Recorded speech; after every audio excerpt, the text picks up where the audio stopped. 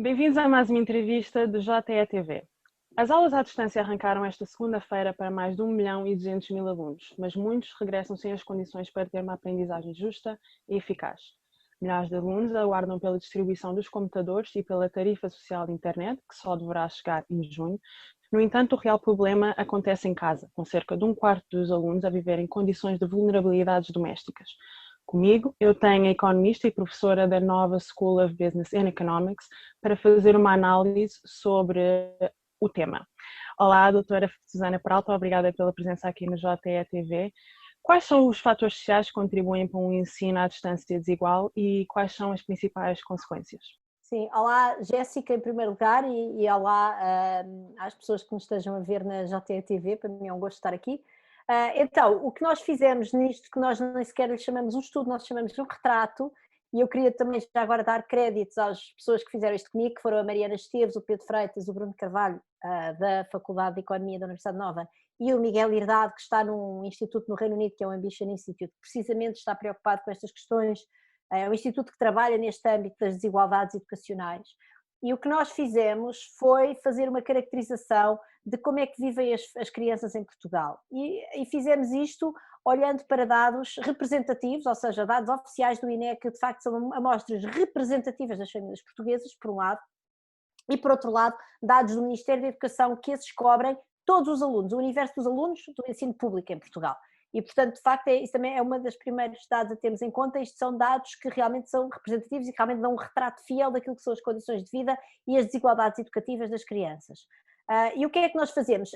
Já se tem falado muito do problema do acesso à internet, do acesso aos computadores. Esse é evidente um enorme problema, ao qual, aliás, o governo não deu cabal resposta, porque já se viu que os computadores não chegaram a tempo, que foram encomendados os primeiros em outubro, pronto, mas nós não queremos focar nisso, porque isso é o que toda a gente fala. Nós focamos noutros aspectos que são fundamentais para esta coisa do trabalho, do ensino em casa. O que é o ensino em casa? Em primeiro lugar, há uma parte da casa, não é? Que as pessoas estão numa casa onde têm de fazer esta parte da sua escolaridade, e depois também a ajuda dos próprios pais, das próprias famílias, que é outro elemento essencial do sucesso do ensino em casa. E em que a conclusão é que nós chegamos? Nós, em primeiro lugar, vamos ver as tais condições das casas, as condições materiais em que vivem as crianças em Portugal. Para isso recorremos a dados do INE, ao tal inquérito às condições de vida e do rendimento, que é o inquérito representativo anual. Vamos buscar os 2 últimos anos disponíveis, 2019 e 2018, e isto é muito importante porquê? Porque quer dizer que aquilo que nós aqui mostramos é um retrato das privações que já havia antes da crise. Ao fim de um ano desta enorme crise em que nós estamos metidos, que é das maiores crises, aliás é a maior crise desde que as medimos, portanto é evidente que estas condições só se podem ter deteriorado. E portanto, de facto, daí temos o tal número que mais de um quarto das crianças abaixo dos 12 anos vivem em casas com problemas de umidade, de infiltração, com janelas que não fecham bem, etc. Temos o número que é um número muito conhecido, mas que vale sempre a pena relembrar, numa altura em que até é fim de inverno. Há 13% das crianças abaixo dos 12 anos que vivem em famílias que não têm condições financeiras para manter a casa devidamente aquecida. Há 9% das crianças, por exemplo, abaixo dos 12 anos, mais uma vez, que vivem em casas com luz insuficiente. Luz insuficiente, obviamente, é fundamental as crianças terem luz para poderem fazer o seu trabalho escolar. E depois uma coisa que se ouve muito os professores a falar nos debates, os professores diretores de escolas, que é a questão de se a criança tem a sua própria secretária, se tem o seu espaço de trabalho. Há 15,5% das crianças que vivem em alojamentos sobrelotados e que, portanto, não têm o tal espaço de trabalho. E depois nós também olhamos para diferenças regionais e aí encontramos situações que são verdadeiramente problemáticas. Por exemplo, nos Açores há um quarto das crianças a viver em alojamentos sobrelotados. No Algarve há mais de 31% das crianças. Portanto, são de facto percentagens substanciais das crianças que vivem nestas casas com poucas condições.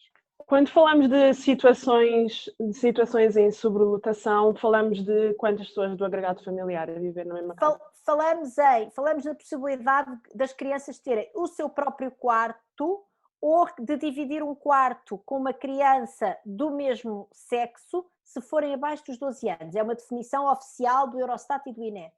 Portanto, no fundo, uma criança vive num alojamento sobrelotado bem, tem que haver um quarto por casal, porque nós não nos podemos esquecer que há famílias que têm de dividir os quartos com os próprios filhos, nós temos essas situações de privação em Portugal, portanto tem que haver uma casa, para não ser sobrelotada, tem que ter um quarto por casal e tem que ter um quarto por criança, a não ser que sejam a menos de 12 e que dividam com irmãos, ou enfim, irmãos ou meios irmãos, não interessa, com outras crianças do mesmo agregado familiar, do mesmo sexo. Pronto, até essa é a definição do INE, mas é uma definição oficial do INE, do Eurostat, e é daí que vem. Tem que ver com a adequação do número de espaços de intimidade, espaços de dormir nas casas, relativamente ao agregado familiar, e depois também tem que ter, já agora uma casa para não ser sobrelotada, tem que ter um espaço de vida comum que não seja um quarto.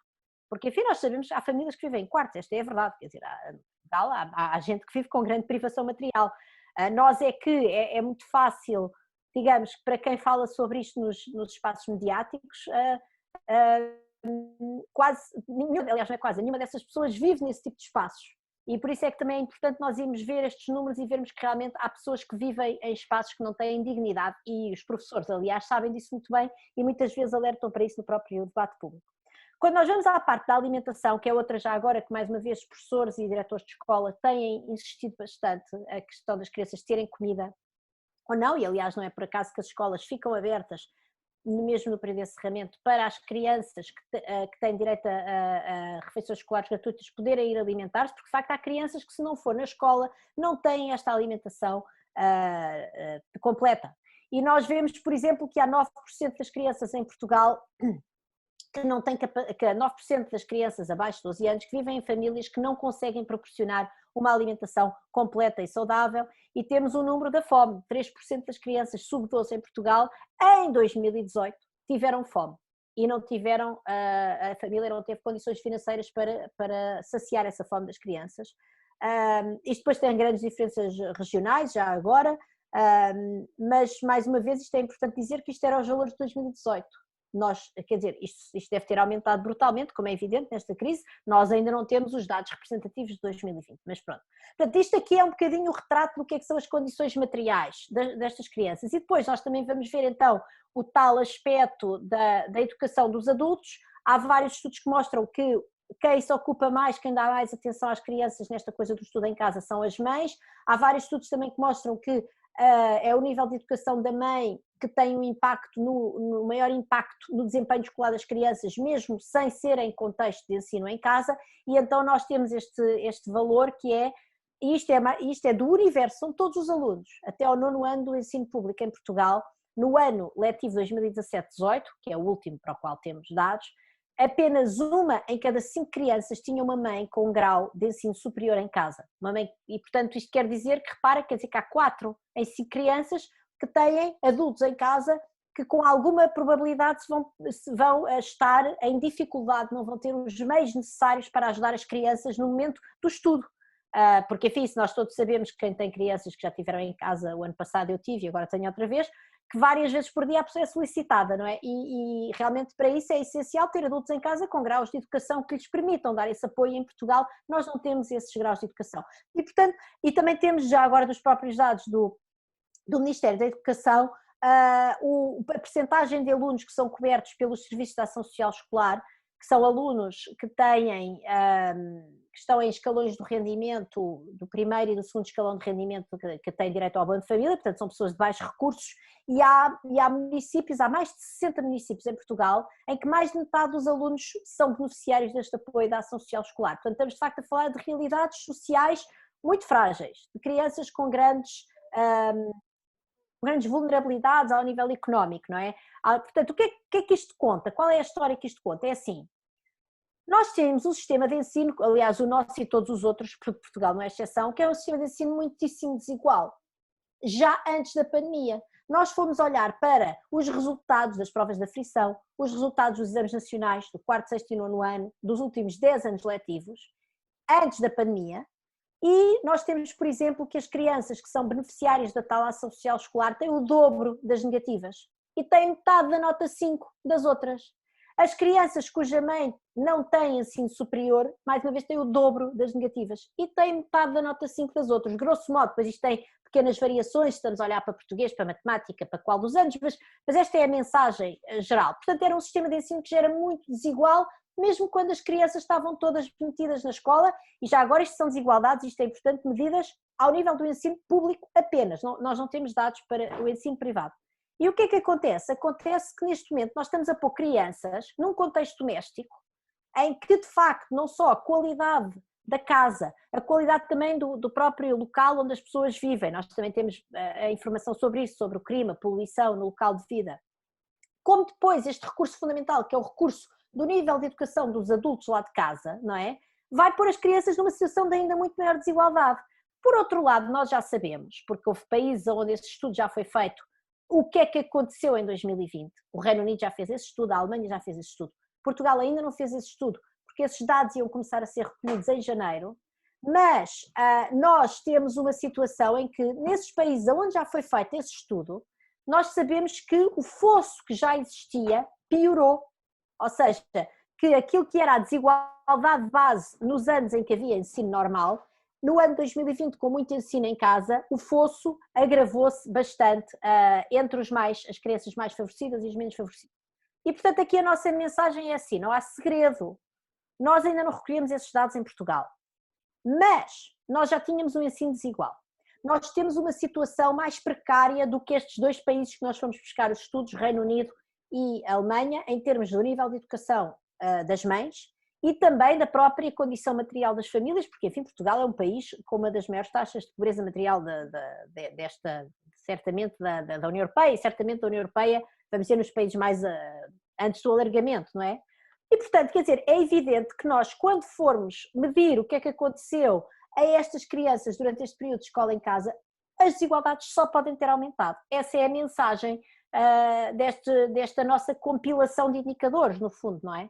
É a mensagem clara de dizer, quando nós, pronto, aqui é muito importante perceber, é, quando nós pomos as crianças em casa, nós pomos as crianças num contexto, quer dizer, quando elas estão na escola, ao menos aquelas horas que estão na escola, estão a ter uma experiência que é razoavelmente equivalente. E depois em casa têm toda uma série de recursos que depois acaba por gerar essa desigualdade. Quando nós retiramos o elemento de escola, só ficamos com o elemento de casa, que é o elemento gerador de enormes desigualdades e, portanto, isso evidentemente vai agravar muitíssimo o fosso e, portanto, nós estamos aqui a deixar uma geração para trás. Olhando para estes dados e olhando para a ação do governo, considera que a resposta tem sido suficiente? Considera que a resposta prestada agora em tempo de pandemia é suficiente para garantir que este fosso de que fala não se agrave? Então, o governo, em primeiro lugar, sim e não, é sempre, nestas coisas está sempre um sim, há sempre um não, não é? Sim, o governo, na resolução do Conselho de Ministros do dia 20 de julho de 2020, na qual o governo planeia o ano letivo, o governo planeia uma exceção para todas estas crianças vulneráveis. O governo diz que, no caso de, em algum momento, devido à evolução da pandemia, se ter de passar para o ensino em casa, há crianças que estarão sempre na escola. E essas crianças são as crianças assinaladas pelas Comissões de Proteção de Crianças e Jovens, as crianças que são beneficiárias da ação social escolar e também aquelas que a escola entenda que não têm condições para prosseguir o ensino em casa.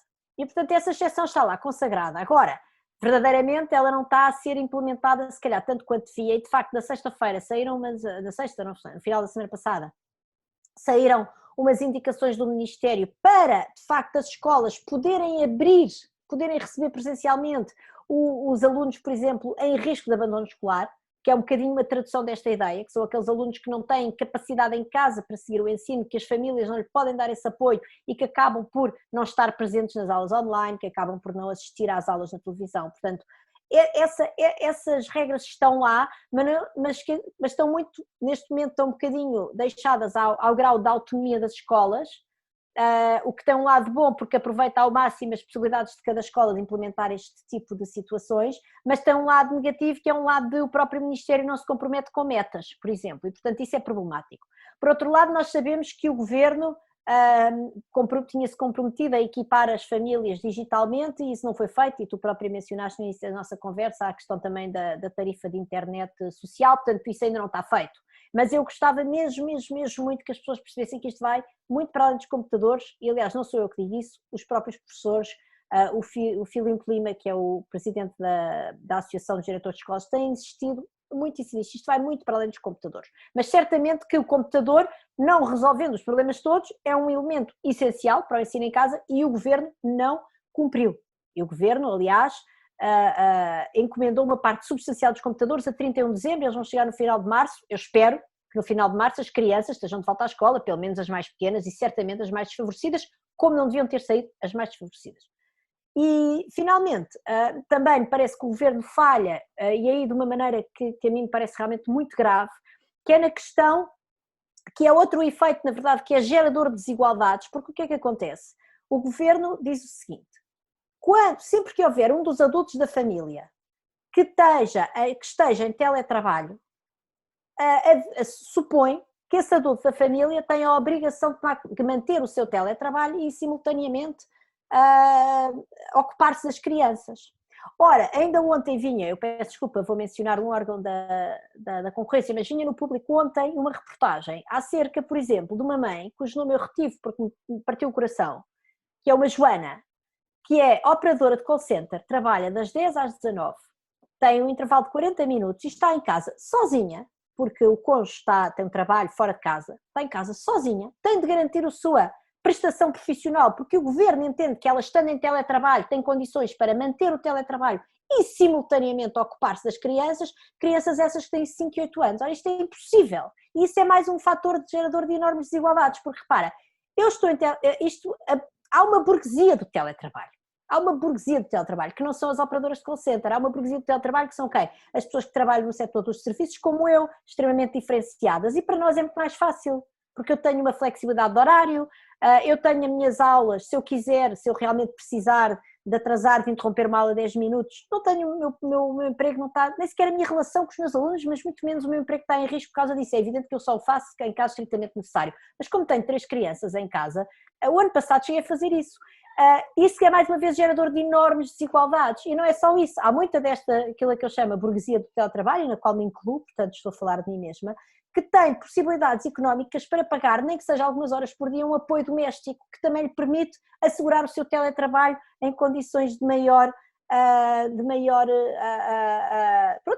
calma para o teletrabalho e simultaneamente dar um apoio às crianças, e portanto isto é brutalmente desigual, e isso aí parece-me que é onde o Governo realmente tinha de agir agora, era rapidamente, era não deixar de pensar que a pessoa pode estar a assegurar o teletrabalho e em simultâneo estar a ajudar as crianças abaixo de 12 anos, que são crianças que realmente precisam do nosso apoio durante as horas da escola.